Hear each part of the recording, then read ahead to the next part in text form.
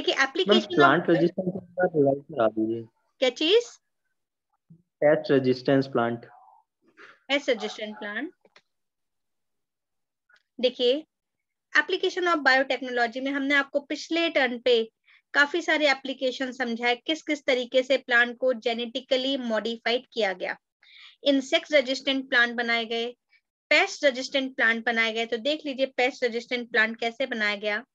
मैंने आपको बताया था काफी सारे निमेटोड्स, निमेटोडा फाइलम के जो एनिमल है वर्म, वो आपके काफी सारे ऑर्गेनिज्म को इन्फेक्ट करते हैं, जैसे आपके प्लांट, आपके अदर एनिमल्स, इवन ह्यूमन को भी इन्फेक्ट करते हैं।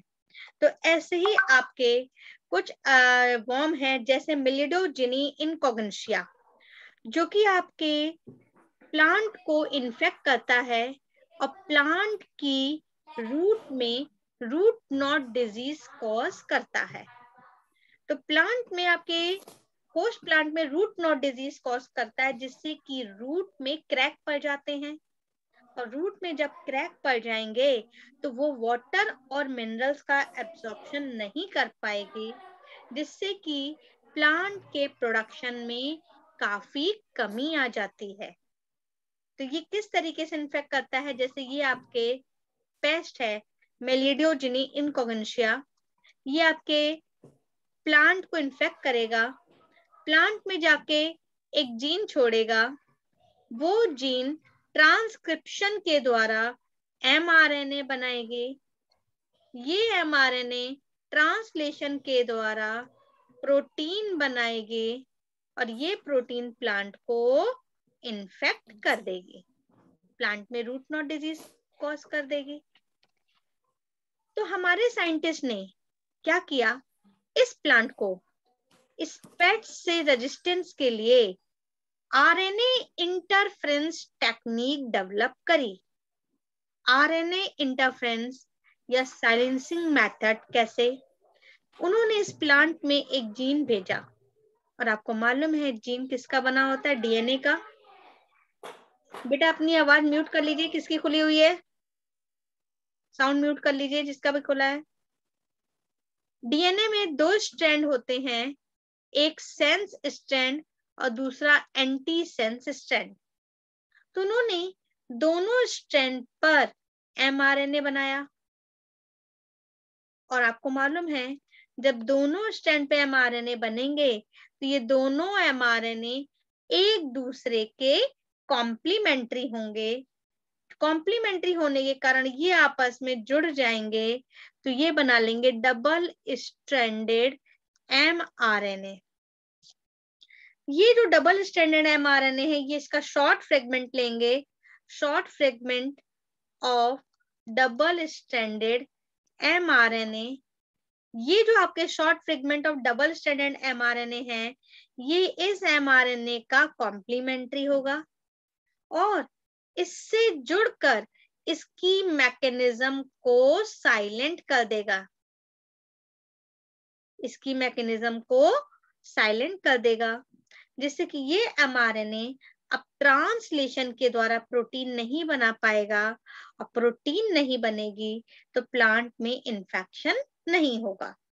तो इस तरीके से हमारे साइंटिस्ट ने प्लांट में ऐसी टेक्निक डेवलप कर दी, mRNA silencing technique, RNA interference technique, जिससे प्लांट खुद से ही अपने आप को इस पेस्ट से बचा लेगा।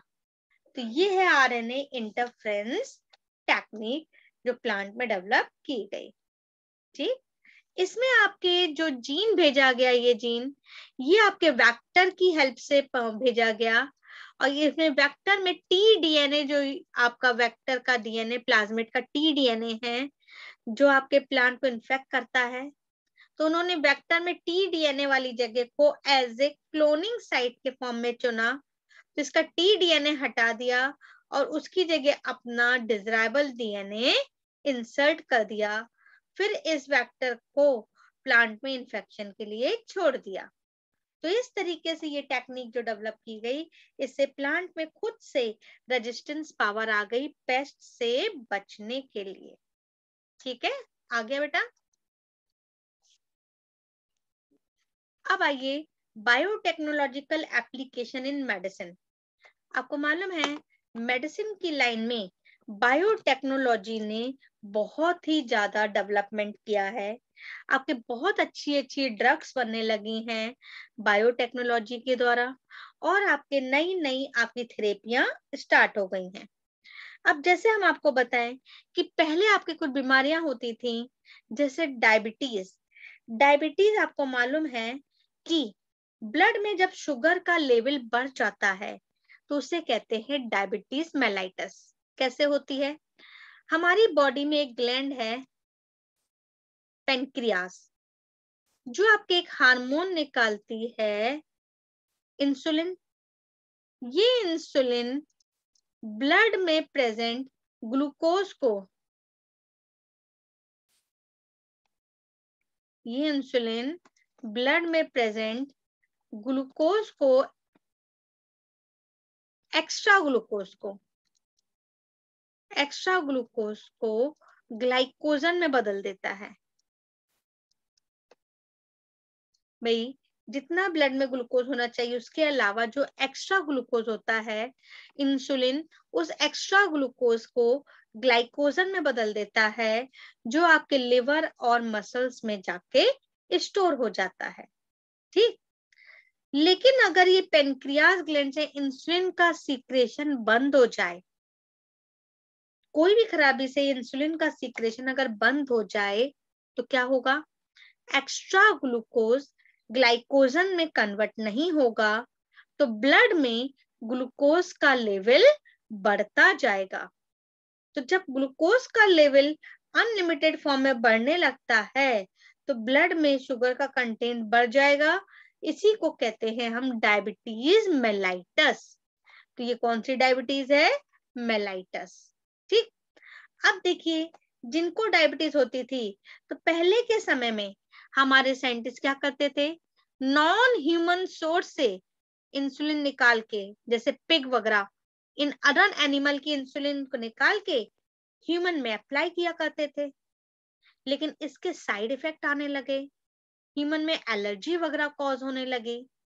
तो इसलिए उन सब से बचने के लिए आज हमारे साइंटिस्ट ने ह्यूमन के ही इंसुलिन वाले जीन से इंसुलिन हार्मोन तैयार कर लिया।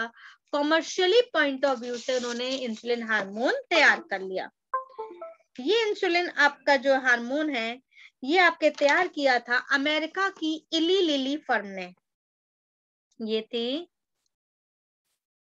अमेरिका की इली लिली फर्म थी जिसने आपके इंसुलिन हार्मोन तैयार किया था।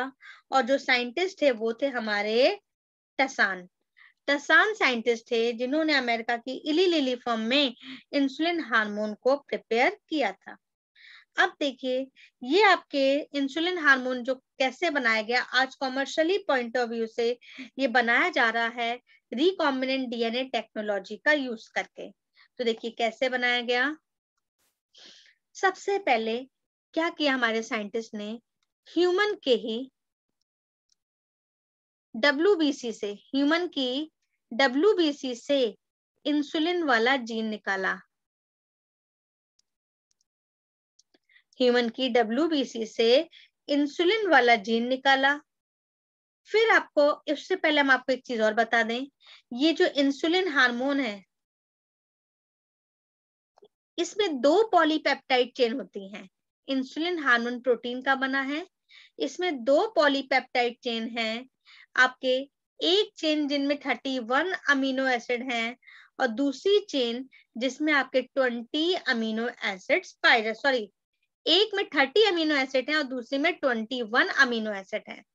2 पॉलीपेप्टाइड चेन हैं, एक में 30 अमीनो एसिड हैं और दूसरी वाले में 21 अमीनो एसिड हैं।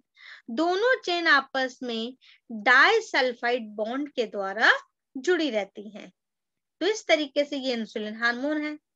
और दोनों अलग अलग पॉलीपेप्टाइड चेन के लिए अलग अलग जीन रिस्पॉन्सिबल हैं, क्योंकि एक जीन एक पॉलीपेप्टाइड चेन बनाता है। तो इसमें अलग अलग चेन है तो 2 जीन रिस्पॉन्सिबल हैं। तो हमारे साइंटिस्ट ने क्या किया, ह्यूमन की WBC से इंसुलिन वाले जीन निकाले, इंसुलिन वाले दोनों जीन निकाले। चूंकि आपको मालूम है यूकैरियोटिक सेल के जो जीन होते हैं वो स्प्लिट जीन होते हैं, जिसमें कोडिंग और नॉन कोडिंग दोनों पार्ट है, जो प्रोकैरियोटिक सेल में जाकर अपने एक्सप्रेशन को शो नहीं करेंगे और mRNA की सिंथेसिस नहीं करेंगे। तो क्या किया गया, सबसे पहले इन जीन का ट्रांसक्रिप्शन के द्वारा mRNA बनाया गया, इसका भी। फिर इस mRNA से रिवर्स ट्रांसक्रिप्शन के द्वारा DNA बनाया गया। भाई ये स्प्लिट जीन थे, तो पहले ट्रांसक्रिप्शन के द्वारा इनका mRNA बनाया गया, फिर रिवर्स ट्रांसक्रिप्शन से इनको फिर से DNA में कन्वर्ट किया गया। ठीक, अब इन DNA को वेक्टर से जोड़ा गया। आपको मालूम है जिस मॉलिक्यूलर सीजर से DNA को काटा, उसी मॉलिक्यूलर सीजर से हम वेक्टर को भी काटेंगे। तो जब वेक्टर को काटा तो इसकी हमें क्लोनिंग साइट मिल गई, जिससे कि इस वेक्टर से इन दो DNA को जोड़ दिया गया। जोड़ने के लिए मॉलिक्यूलर ग्लू यूज होती है, लाइगेज एंजाइम, DNA लाइगेज। तो इस तरीके से ये आपके रिकॉम्बिनेंट DNA बन गया। अब इस रिकॉम्बिनेंट DNA को कॉम्पिटेंट होस्ट किया, मतलब ये बैक्टीरिया की सेल में ट्रांसफर किया। ये हमने इसे बैक्टीरिया की सेल में ट्रांसफर कर दिया। भाई दोनों को रिकॉम्बिनेंट DNA का मतलब वेक्टर और इसके संग कौन सा जीन जुड़ गया, इंसुलिन। तो वेक्टर और इंसुलिन वाले जीन जुड़ने से ये बन गया रिकॉम्बिनेंट DNA। अब इसे बैक्टीरिया की सेल में डाला, उस बैक्टीरिया की सेल में जिसमें ये वाला प्लाज्मिड नहीं हो। ठीक, तो अब ये बैक्टीरिया की सेल में डाला, फिर इस बैक्टीरिया को बायोरिएक्टर की हेल्प से ग्रो कराया, फिर इसे बायोरिएक्टर की हेल्प से ग्रो कराया और इस तरीके से बायोरिएक्टर से ग्रो करा के इसके प्रोडक्ट को ऑब्टेन किया गया। तो देखिए इस वाले जीन से जो चेन मिली वो ये थी, और इस वाले जीन से जो चेन मिली वो ये थी। तो दो पॉलीपेप्टाइड चेन मिल गई। फिर इन दोनों पॉलीपेप्टाइड चेन को डाइसल्फाइड बॉन्ड के द्वारा जोड़ दिया गया, तो ये बन गया आपके इंसुलिन हार्मोन। ये जो इंसुलिन हार्मोन बना ये प्रो इंसुलिन है, इनएक्टिव इंसुलिन। क्यों? क्योंकि इसमें सी पेप्टाइड बैंड होते हैं, जैसे ये ए, ये बी और ये सी पेप्टाइड बैंड हुए, इसमें सी पेप्टाइड बॉन्ड होते हैं, इसलिए ये इंसुलिन जो बनती है ये होती है प्रो इंसुलिन।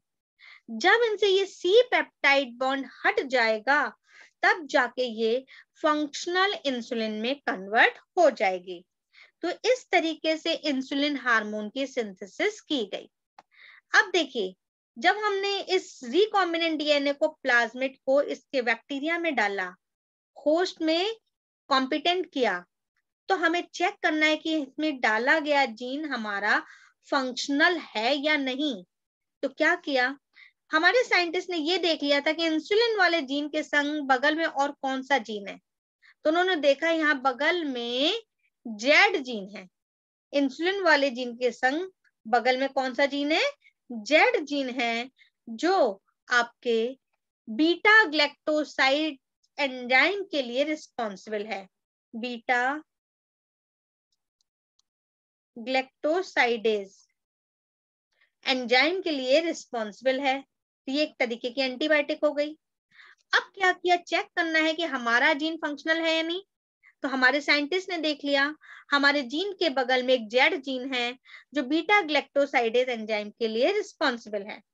तो हमारे साइंटिस्ट ने कल्चर मीडियम लिया जिसमें आपके बीटा ग्लैक्टोसाइडेज का सॉल्यूशन लिया। ठीक, फिर इसमें ये रिकॉम्बिनेंट बैक्टीरिया डाला, रिकॉम्बिनेंट बैक्टीरिया जिसमें हमने जीन ट्रांसफर किया है, और कुछ अदर बैक्टीरिया भी डाले जिसमें जीन ट्रांसफर नहीं किया है। तो मान लीजिए ये आपके रिकॉम्बिनेंट हो गया, ये नॉन रिकॉम्बिनेंट हो गया। तो देखा क्या हमारे साइंटिस्ट ने कि इसको बीटा ग्लैक्टोसाइडेज वाले एंजाइम में ट्रांसफर करने पर ये आपके सरवाइव कर रहा है बैक्टीरिया। क्यों? क्योंकि आपके ये बीटा ग्लैक्टोसाइडेज आपके एंटीबायोटिक है और इसमें हमने बीटा ग्लैक्टोसाइडेज एंजाइम लिया, तो इसमें ये रेजिस्टेंस पावर है इस एंजाइम के लिए, इसलिए ये सरवाइव कर रहा है। क्योंकि इसमें ये जीन नहीं था इसलिए ये इस सोल्यूशन में मर जाएगा। तो रिकॉम्बिनेंट बैक्टीरिया सरवाइव कर रहा है, नॉन रिकॉम्बिनेंट सरवाइव नहीं कर रहा, जिससे ये कंफर्म हो गया कि जेड जीन फंक्शनल है। तो जेड जीन फंक्शनल है तो इसके संग हमारा जो भेजा हुआ जीन है वो भी फंक्शनल होगा। तो इस तरीके से आपके इंसुलिन हार्मोन बनाया गया। आगे बेटा आप लोग को अब आ जाइए, हमारी बायोटेक्नोलॉजी की एक बहुत बड़ा जो अचीवमेंट है वो है जीन थेरेपी। आपको मालूम है हमारी बॉडी में अगर कोई जेनेटिक डिसऑर्डर होता है, जेनेटिक ऑर्डर, जेनेटिक डिसऑर्डर है तो इसके लिए कौन रिस्पॉन्सिबल है? जीन। तो अगर हम ये जीन अगर म्यूटेंट हो गया है तो हमारी डिजीज हो गई। अगर हम इस जीन को मैनिपुलेट करके सही कर दें या फिर इसकी जगह फ्रेश जीन डाल दें, या तो इसको मैनिपुलेट करके सही कर दें या फिर इसकी जगह फ्रेश जीन डाल दें, तो हमारा ये जेनेटिक डिसऑर्डर सही हो जाएगा। तो ये थेरेपी कहलाती है जीन थेरेपी। जीन जो रिस्पॉन्सिबल है उसको हम हटा के उसकी जगह नया जीन डाल दें। जैसे हीमोफीलिया है, हीमोफीलिया के लिए आपको मालूम है जीन रिस्पॉन्सिबल है, तो डिफेक्टेड जीन को हटाकर वेक्टर की हेल्प से हम फ्रेश जीन डाल दें तो हीमोफीलिया डिजीज का क्योर हो जाएगा। अगर ये प्रोसेस जाइगोट या जर्म सेल में किया जाए तब तो इसकी पूरी जनरेशन को रेड मिल जाएगा, छुटकारा, इस बीमारी से छुटकारा मिल जाएगा। भाई जाइगोट में करेंगे तो स्टेम सेल में तो पूरी बॉडी में फ्रेश जीन पहुंच जाएगा और आगे वाली जनरेशन को भी इस बीमारी से छुटकारा मिल जाएगा। लेकिन अगर ये थेरेपी अगर gene after birth stem cell में ट्रांसफर किया जाए, आफ्टर बर्थ ट्रांसफर किया जाए तो केवल उसी पर्सन को छुटकारा मिलेगा जिसमें ये डिजीज हुई है, और जाइगोट में करने पे उसकी पूरी जनरेशन को मिल जाएगा, आगे ये बीमारी उसकी नेक्स्ट जनरेशन में नहीं जाएगी। लेकिन अगर बर्थ के बात कर रहे हैं तो ये श्योरिटी नहीं है कि नेक्स्ट जनरेशन में नहीं जाएगी, वो जा सकती है, लेकिन हाँ उस पर्सन को इस बीमारी से छुटकारा मिल जाएगा। ठीक, तो इस तरीके से ये आपके जीन थेरेपी की जाती है। सबसे पहले 1990 में एक 4 साल की old girl, 4 year old girl को स्किड डिजीज के लिए जीन थेरेपी दी गई थी। स्किड क्या है? Severe combined immune deficiency. आपको मालूम है हमारी बॉडी में टी और बी सेल होती हैं जो इम्यून सेल है। एड्स का एचआईवी वायरस हमारी टी सेल को इन्फेक्ट करता है, तो टी सेल इन्फेक्ट हो जाएंगी तो हमारी इम्यूनिटी कम हो जाएगी।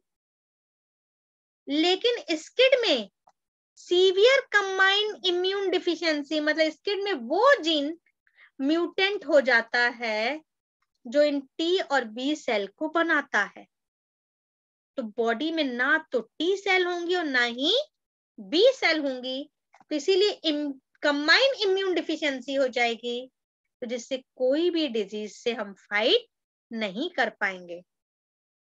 तो इस तरीके से इसका म्यूटेंट जीन को हटा के इसमें फ्रेश जीन डाला गया।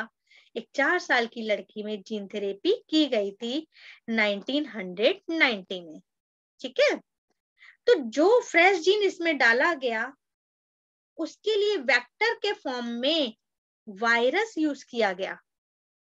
वेक्टर के फॉर्म में क्या यूज किया गया?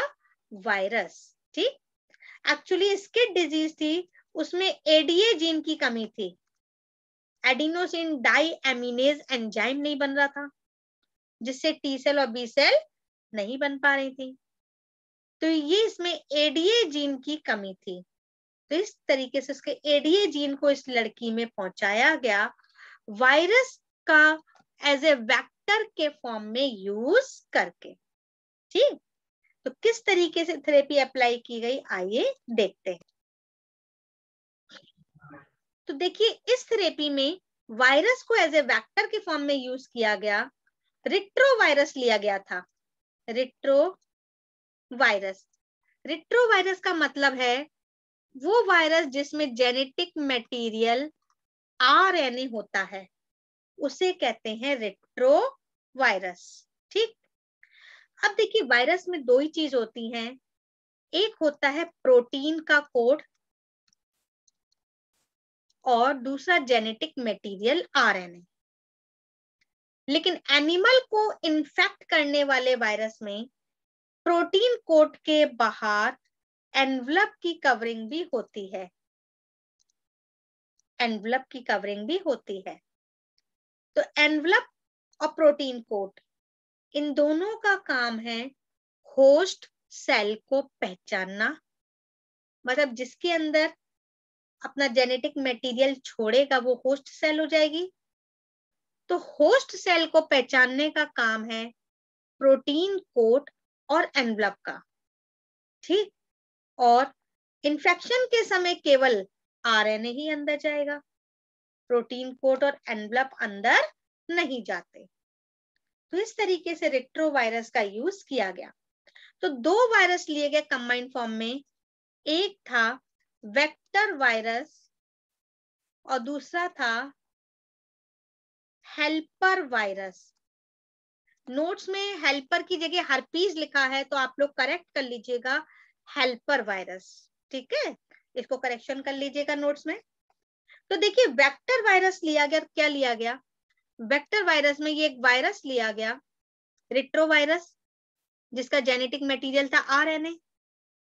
हमारे साइंटिस्ट ने इस आरएनए को हटा दिया, वायरस के आरएनए को हटा दिया।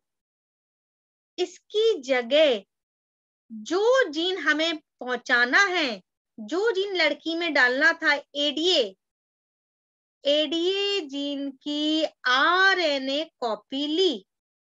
भाई एडीए जीन मतलब डीएनए, एडीए का डीएनए, उसकी आरएनए कॉपी बनाई, उसको वायरस में रखा। क्यों? क्योंकि वायरस के अंदर जेनेटिक मटेरियल आरएनए था ना, तो हम जो भी भेजेंगे उसको आरएनए के फॉर्म में भेज पाएंगे। और इसमें एक लिया inverted repeat of packaging sequence, inverted repeat और ये पैकेजिंग सीक्वेंस, और एडीए जीन की आरएनए कॉपी। दूसरा लिया हेल्पर वायरस। हेल्पर वायरस में क्या किया लिया? आपके गैग जीन, पोल जीन, एन्व जीन और इन्वर्टेड रिपीट। गैग, पोल, एन और इन्वर्टेड रिपीट। तो देखिए अब इन सब का फंक्शन क्या है। सबसे पहली चीज आपको बता दे, कोई भी वायरस को होस्ट सेल को इन्फेक्ट करने के लिए उसे क्या चाहिए? प्रोटीन कोड और एनवलप। ठीक है, ये जो पैकेजिंग सीक्वेंस है ये क्या करेगा? ये एडीए फ्रेश वायरल जीन की असेंबलिंग करेगा, कॉपियां बनाएगा, असेंबलिंग करेगा ये फ्रेश वायरल जीन की। इन्वर्टेड रिपीट क्या करेगा? ये हमारी होस्ट सेल है, मान लीजिए हमारी सेल या लड़की की सेल जिसमें ये जीन भेजना है, इसका ये डीएनए हो गया। इन्वर्टेड रिपीट का काम है होस्ट सेल में वायरस के डीएनए को हमारे सेल के डीएनए से जोड़ना। लेकिन भेजा तो गया है आरएनए, तो ये डीएनए कैसे बनेगा? इसके लिए पोल जीन है जो अंदर आने वाले सेल के अंदर आने वाले आरएनए को रिवर्स ट्रांसक्रिप्शन के द्वारा डीएनए में कन्वर्ट करेगा। तो पोल जीन क्या कर रहा है, जो अंदर आरएनए आया है होस्ट सेल में, उसे रिवर्स ट्रांसक्रिप्शन के द्वारा डीएनए में कन्वर्ट कर रहा है। और इन्वर्टेड रिपीट क्या कर रहा है, इस डीएनए को हमारी सेल के डीएनए से जोड़ रहा है। पैकेजिंग सीक्वेंस क्या कर रहा है, इस जीन की असेंबलिंग कर रहा है। गैग जीन जो कॉपियां बनेंगी, गैग जीन उनके चारों ओर प्रोटीन कोड बनाएगा और एनव जीन एनव जीन उसके चारों ओर एनवलप बनाएगा। तो इस तरीके से अंदर वायरस बनते जाएंगे जिसमें हमारा डिजायरेबल जीन होगा और इस तरीके से बाकी सेल को इन्फेक्ट करते जाएंगे, जिससे कि ये फ्रेश जीन जो एडीए जीन भेजा है वो सारी सेल में पहुंच जाएगा। तो इस तरीके से जीन थेरेपी अप्लाई की गई जिसमें आपके 2 वायरस भेजे गए। ठीक है, ये मीटिंग खत्म हो रही है, आप लोग फिर से ज्वाइन करिए। ठीक है, यहाँ पे आपको समझा दिया मैंने पूरा प्रोसेस, वेक्टर वायरस और हेल्पर वायरस। वेक्टर वायरस में क्या क्या लिया, एडीए जीन की आरएनए कॉपी, इन्वर्टेड रिपीट और पैकेजिंग सीक्वेंस। हेल्पर वायरस में गैग जीन, पोल जीन, एनव जीन और इन्वर्टेड रिपीट, जिसमें इसके क्या क्या फंक्शन है हमने आपको बता दिया। क्लियर? तो ये थी आपके जीन थेरेपी। आ गया?